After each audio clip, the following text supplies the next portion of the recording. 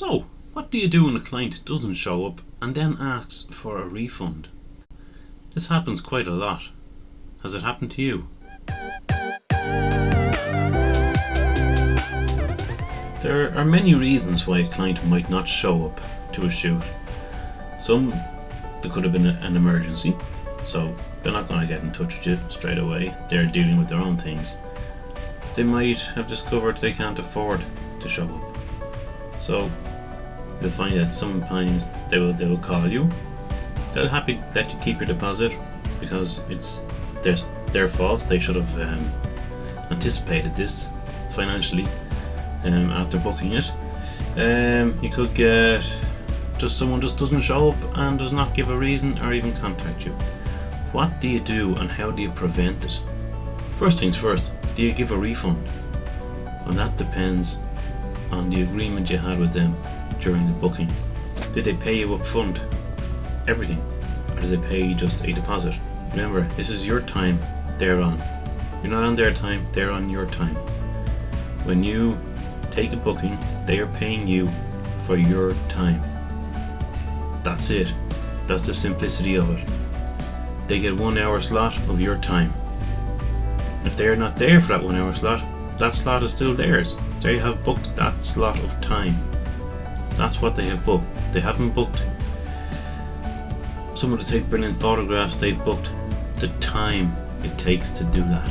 And if they don't show up, they lose their money. It's that simple.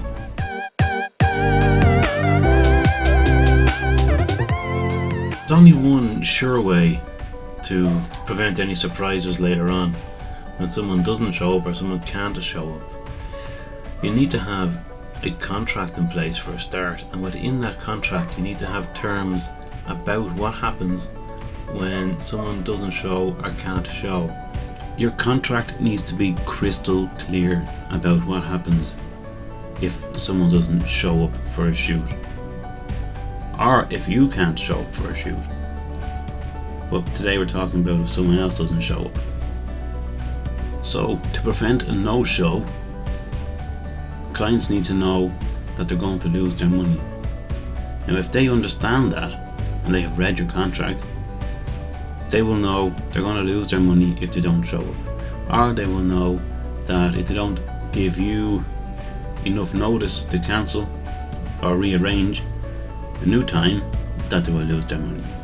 Because contracts, you don't have to be that strict. I mean, you can tell clients within your contract that they have a week grace. They can say, if you cancel a week or more before the shoot, we'll reschedule, you won't lose your deposit. But if you say but you can have in your contract then, if you cancel 24 hours beforehand, that's it, boom, they've lost their money. Because you can't find someone that quick to fill that space.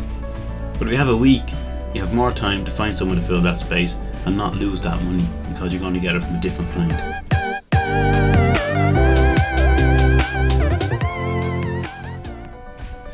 There are a number of reasons why you might want to give the client back their money, and one of them is the fear of bad reviews. And that's not something you need to fear, because you can make a bad review, you can turn it around and to make it a positive for you. But how? How can you make a bad review something good? You probably don't realize it yet, but you have seen this possibly many times. When you see the likes of advertisers on Facebook and you see a lot of bad comments, what you will notice is the advertiser replies to them bad comments, those negative comments, and they turn them around. They offer assistance, they apologize, they make it look like they are being the good guys and as helpful as possible. So when someone gives you a bad review, you resolve it within the review. You can almost just turn it around completely. Someone says, oh, I couldn't go and they wouldn't give me back my money. You reply very nicely using positive words. Don't use negative words, use everything positive. Unfortunately, I was given no notice I had that time set aside just for you and no one showed up. I tried to reach out, but I got no reply or no answer. Now, you've just turned that around. They have moaned and whined and whined, and you have come out as the good guy. You have showed that you tried to reach out. You got no reply. You were there on time. You were waiting on them, but they gave you no signal whatsoever that they were not coming.